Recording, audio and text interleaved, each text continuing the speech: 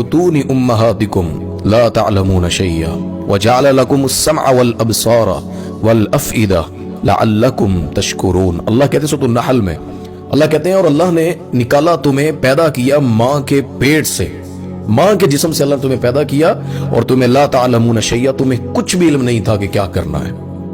अल्लाह ने सिखाया ना, तुझे कदमों पे खड़ा किया, तुझे बैठना सिखाया, तुझे दांत दिए, तुझे अल्लाह ने जवानी दी, हड्डियों के ऊपर गोश्त को इतना चढ़ाया कि तू बलूगत की तरफ बढ़ता चला गया, फिर जवानी को पाया। ये अल्लाह सारी बातें, अल्लाह कहते हैं वजअल लकुमुस समअ वल अबसार, मैंने तुम्हारे लिए सुनने की तुम्हें कुव्वत अता की, तुम्हें देखने के लिए तुम्हें ये आंखें अता की, आंखें बना कर दी। ये सारी बातें अल्लाह करके कहते हैं किस लिए? लअल्लकुम तशकुरून, शायद कि तुम अल्लाह के शुक्रगुजार बन जाओ। लोग जवानी के सजदे नहीं करते। जवानी पता कैसी होती है? सैयदना हजरत हंज़ला रज़ी अल्लाह तआला अन्हु, वो पहली रात का दुल्हा था। एक रात निकाह की उसने गुजारी है और गुस्ल नहीं किया। इधर से आवाज आती है अल्लाह के नबी सल्लल्लाहु अलैहि वसल्लम की तरफ से, हय्या अलल जिहाद। मुस्तफ़ा ने बुलाया सल्लल्लाहु अलैहि वसल्लम और वो उठता है, दुल्हन से अपनी मिलता है, इजाजत चाहता है, अपना कमीज कुर्ता पहनता है और बारगाह रिसालत में हाजिर हो जाता है। किताल जंग की सारा कुछ किया। अल्लाहु अकबर। जब शहीद हुए ना उहद के मैदान में, अल्लाह के नबी सल्लल्लाहु अलैहि वसल्लम फरमाते हैं, इन्नी राइतुल मलाइकता तगसिलु हंज़लतु बैन अस्समाई वल अर्ज़, मैंने मलाइका को देखा जमीन आसमान यानी जमीन और आसमान के दरमियान उसे गुस्ल दिया जा रहा है। उसकी मैयत को नहलाया। जब सहाबा ने उठाया ना तो उसके बालों से जिस्म से पानी टपक रहा था। पूछा गया ये क्या मंजर है? अल्लाह के नबी सल्लल्लाहु अलैहि वसल्लम ने इनकी अहलिया से पूछा था, फरमाया कि ये हंज़ला का क्या मामला है? फरमाया जी हमारी शादी हुई थी, आपको पता है, तो पहली रात ही उठकर चले गए। अल्लाह के नबी सल्लल्लाहु अलैहि वसल्लम फरमाया कि इसी वजह से मैंने देखा कि फरिश्ते हंज़ला को आसमान से आकर गुस्ल दे रहे हैं। ये जवानी होती है। हमारे नौजवान ढोल की ताप पर नाचते हैं, हमारे नौजवान अगवा बरतावान में पकड़े जाते हैं, शराब पीते हुए पकड़े जाते हैं, सिगरेटें पीने को अपनी जिंदगी समझते हैं, चौकों में मोटरसाइकिल दौड़ाने को जिंदगी समझते हैं, अपनी जवानी को जाया कर देते हैं। 16 साल से लेकर ये 40, 45, 50 साल तक ये जवानी की उम्र है। और इसके अंदर अगर ये 20-25 साल अल्लाह को नहीं देने तो आप क्या समझते हैं जन्नत की फरमानी आपकी मुंतज़िर है? अल्लाह बेइंसाफी नहीं करेगा। तो ये अल्लाह ताला ने जो बतलाया है ना, ये बड़ा अहम नुक्ता है कि तेरी जवानी का सजदा, जवानी की इबादत तेरे अल्लाह को बड़ी पसंद है। तो ये भी सवाल होगा वअन शबाबिही फीमा अबलाहु, ये जवानी तूने कहाँ गुजारी है? इसके साथ तीसरी चीज, अल्लाहु अकबर, क्योंकि जो चीज मैंने तस्करा कर दी है ना, जवानी, बुढ़ापे में शेर भी ना शिकार करना छोड़ देता है, यानी वो भी बुढ़ापे में नहीं आगे बढ़ता, वो भी फिर साथ करीबी साथियों का शिकार किया खाता है। पता तो तब चलता ना जब जवानी होती है। बुढ़ापे में इबादत का सोच कर क्या जवानी अपनी जाया करनी? तो ये बातें अल्लाह ताला ने जो की हैं, क्योंकि अर्श का साया जो है ना, क़यामत के दिन अल्लाह की कुर्सी के नीचे जो ठंडी जगह साया नसीब अल्लाह फरमाएगा, उसमें वो एक नौजवान भी है जो जवानी की इबादत करता था। बुढ़ापे में तो बड़े गुनाहों की ताकत ही नहीं रहती, जवानी असल है जिसमें पता लगता है कि इंसान कितना अल्लाह के करीब है। तीसरी इसमें अल्लाह ने फरमाया व अन मालिही मिन अयन इक्तसबा, अल्लाहु अकबर। अल्लाह कहते हैं ये माल, ये रिस्क तूने कहां से कमाया? कुरान में है ना कि वमा मिन दाबतिन फिल अर्ज़ इल्ला अलल्लाहि रिस्कुहा, कोई जानवर जमीन पर ऐसा नहीं है जानदार जिसका रिस्क अल्लाह के जिम्मे ना हो। और अल्लाह फरमाते हैं व फिस समाई रिस्कुकुम वमा तुआदून, ये वो रिस्क है जिसका तुमसे अल्लाह ने वादा किया।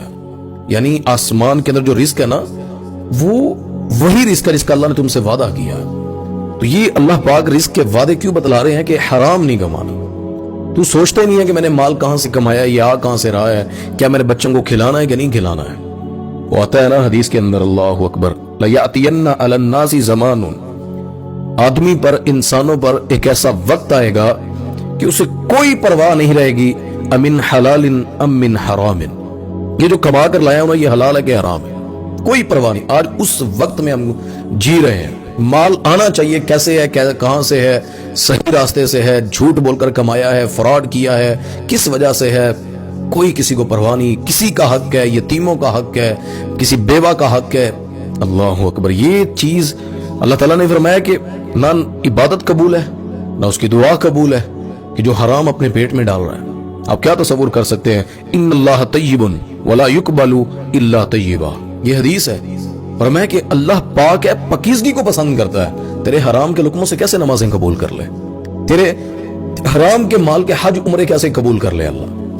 لو جی یہ تو بزنس ہے، یہ تو ٹرینڈ ہے، یہ تو کمانا پڑتا ہے۔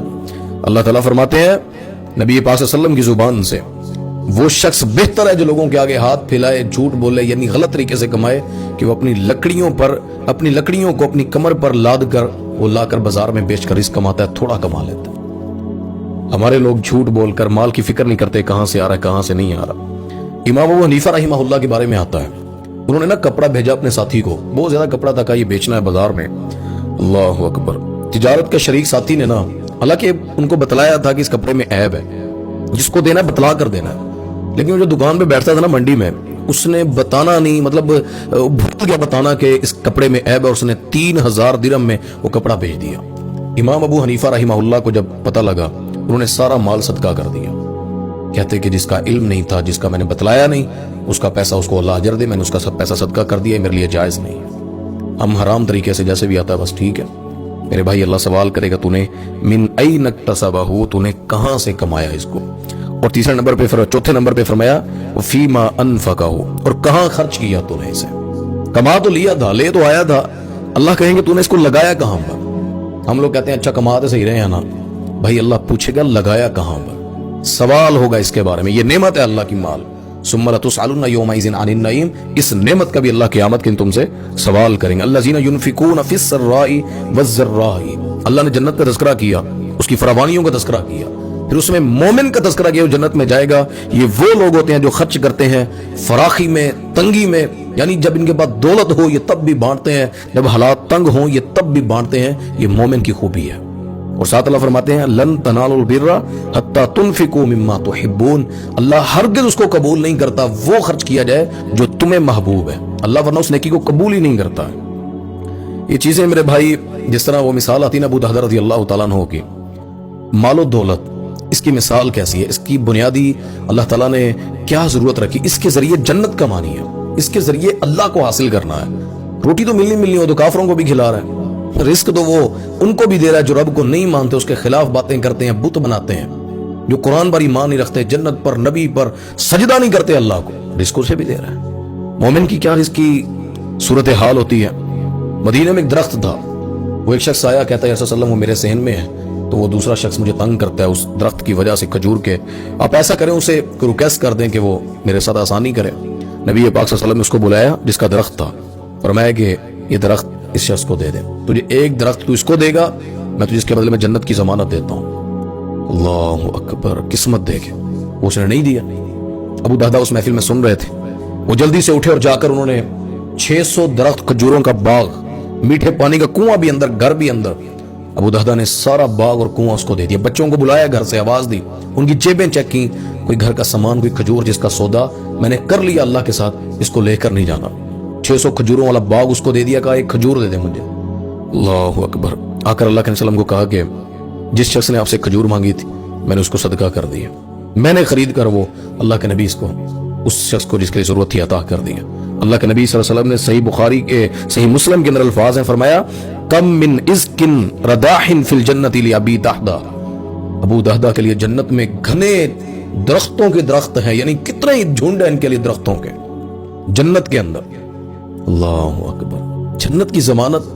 انسان کی دولت اگر اسے اللہ کے قریب نہیں کر سکتی، اس کا خرچ کرنا اس کو اللہ کے قرب میں نہیں لا سکتا، اس کی دولت فارغ ہے، کسی کام کی نہیں۔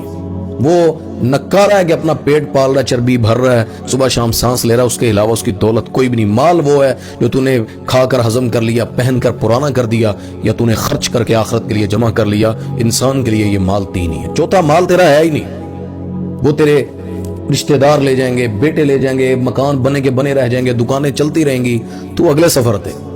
تو یہ اللہ سوال کریں گے فیما و فیما انفقہ، کہاں خرچ کیا۔ اور اس میں پانچویں چیز ہے وعن علمہ ماذا عمل فیہ، تجھے ہم نے علم دیا، تو نے اس پر کیا عمل کیا، یعنی تجھے بتلایا ہم نے اچھا برا کیا ہے، تجھے بتلایا نبی کیا ہے، اللہ کیا ہے، تجھے بتلایا قرآن کی عزت کیا ہے، تجھے بتلایا کہ قرآن ہوتا کیا ہے۔ جاننا علم تو بہت بڑی چیز ہے، جس طرح اللہ تعالیٰ نے قرآن میں ایک سورت میں کہا نا اقرا بسم ربک الذی خلق، پڑھ اپنے رب کے نام کے ساتھ، یہ چھوٹی بات نہیں ہے، یہ اللہ تعالیٰ علم کی بنیاد رکھوا رہا ہے، اپنے رب کے نام کے ساتھ پڑھ۔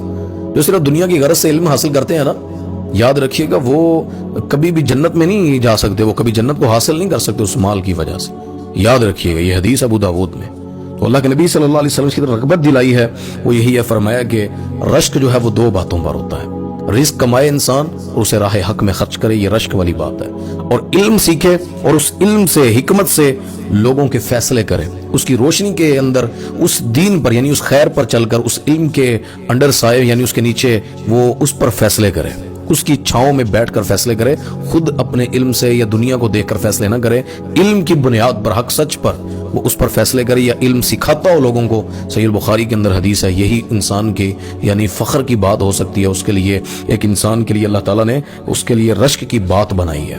تو یہ چیزیں اللہ تعالیٰ نے جو بتا دی، هل يستوي الذين يعلمون والذين لا يعلمون، جاننے والا اور نہ جاننے والا کبھی برابر نہیں ہو سکتا، انما يتذكر اولو الالباب، یہ صرف عقل مندی نصیحت حاصل کر سکتا ہے اس بات کی کہ جاننے والا اور نہ جاننے والا برابر نہیں ہو سکتے۔ لیکن یاد رکھیے گا جب اللہ کا پتہ لگ جائے نا پھر غیر اللہ کو سجدہ حرام ہے، جب نبی کا پتہ لگ جائے کہ نبی اور اس کی بات کی اہمیت کیا ہے، پھر کسی اور کی باتوں پر عمل کر کے نبی کی بات کو حدیث کو پیچھے ڈالنا یہ گناہ ہے۔ اس کے قرآن کا پتہ ہے کہ کتاب ہے یار اللہ کی، اس کو چھوڑ کر دنیا کی چیزوں میں دل لگا لینا، اللہ کی کتاب کو بند کر کے رکھ دیا تو یہ بھی گناہ ہے، اس کی پکڑ ہوگی، قرآن آپ کی سفارش بھی کرے گا، یہ آپ کے خلاف ہو جائے گا، یہ بھی حدیث ہے۔ تو یہ علم جو ہے جو اللہ نے آپ کو دیا ہے، اللہ نے فرمایا انما یخشی اللہ من عبادہ العلماء، اللہ کی زمین پر یعنی اللہ سے ڈرنے والے وہ کون ہوں گے علماء کے سوا؟ علماء سے مراد جن کو اللہ نے علم دیا ہے، جو اصل عالم جان بوجھ کر ہمارے دین پڑھ کر لوگ شرک کی دعوت دیں، بدعات پلائیں، عمل نہ کریں، ان کے بارے میں حدیث ہے، کہتے ہیں میں نے جہنم میں دیکھا، نبی پاک صلی اللہ علیہ وسلم نے فرمایا آگ کی کینچی ہے اور ہونٹوں کو کاٹ رہی ہے، وہ لوگوں کے ہونٹوں کو کاٹ رہی ہے۔ میں نے پوچھا یہ کون ہے؟ فرمایا یہ وہ خطباء ہیں جو قرآن کو جانتے تھے، مانتے تھے، لیکن اس پر عمل نہیں کرتے تھے۔ اور جنت میں جہنم میں آتا ہے نا کہ اللہ اکبر، کچھ لوگ کسی کو جہنم میں دیکھیں گے اور وہ کہیں گے کہ تم تو ہمیں خیر کی دعوت دیتے تھے، تم تو ہمیں اللہ نبی کی بات کرتے تھے اور تم خود جہنم میں جل رہے ہو۔ وہ کہیں گے ہم دعوت تو دیتے تھے لیکن ہم عمل خود نہیں کرتے تھے۔ اللہم لا تجعلنا منہم، اللہ ہمیں ان میں سے کبھی نہ کرے۔ تو یہ لوگ یہ چیزیں، یہ 5 چیزیں جن کے بارے میں قیامت کے دن سوال ہوگا تب تک کوئی قدم نہیں اٹھا سکے گا۔ تو اس لیے اللہ تعالیٰ ہمیں بغیر حساب والوں میں رکھے، اور یہ جو حساب جو اللہ نے بتلائے ہیں اللہ ہمیں ان میں سے کبھی نہ کرے، کیونکہ اللہ کے نبی صلی اللہ علیہ وسلم کی ایک حدیث بھی ہے، فمن سئل فقد ہلاک، جس سے اللہ نے پوچھ لیا نا کہ تو نے یہ کام کیوں کیا وہ ہلاک ہو گیا۔ تو ہمیں کوشش کرنی چاہیے ویسے اعمال، وہ حدیث میں بتلاتا چلوں جو 70,000 ہے نا بغیر حساب کے، اللہ کے نبی صلی اللہ علیہ وسلم نے فرمایا کہ وہ لوگ کیا ہیں، ان کی خوبی کیا ہوگی۔ صحابہ نے بات کی تھی کہ وہ فلاں ہوں گے، پرانے مہاجرین ہوں گے، یا جو اسلام میں داخل ہوئے تکلیفیں صحیح وہ ہوں گے، فلاں ہوں گے۔ تو اللہ کے نبی صلی اللہ علیہ وسلم فرمایا تھا ہم الذین لا یسترقون ولا یتطیرون وعلی ربہم یتوکلون، دم نہیں کرواتے ہوں گے، دم یعنی اپنے وجود کے اوپر کوئی بھی ایسے جس طرح پڑھ کر، اور ساتھ فرمایا کہ وہ جو ہے کوئی داغ جو لگاتے تھے نا جسم پر بیماری ہوتی تو لوہے سے داغ دیتے تھے اسے، فرمایا وہ داغ نہیں لگواتے ہوں گے بیماریوں کی شفا کے لیے، اور جس طرح میں نے بتلایا ولا یتطیرون، وہ فعال نہیں نکالتے ہوں گے، دم نہیں کروائیں گے، وہ بیماری میں کوئی اپنے جسم کو نہیں چھدوائیں گے، اور نہ ہی وہ فعال نکالیں گے، یہ طوطے کہانیاں بتلائیں گے، ہاتھوں کی لکیریں بتلائیں گی کیا ہوگا، وعلی ربہم یتوکلون، وہ اپنے رب پر توکل کرتے ہوں گے، فرمایا یہ وہ 70,000 ہوں گے جو بغیر حساب کے جنت میں جائیں گے۔ تو یہ ساری باتیں، کچھ باتیں میں نے آپ سے کی ہیں، اللہ تعالیٰ ہمیں زندگی دے تو ایمان والی، اور اللہ تعالیٰ بغیر حساب و کتاب کے اللہ کے نبی کے ساتھ اللہ میں جنت میں داخلہ عطا فرما دے۔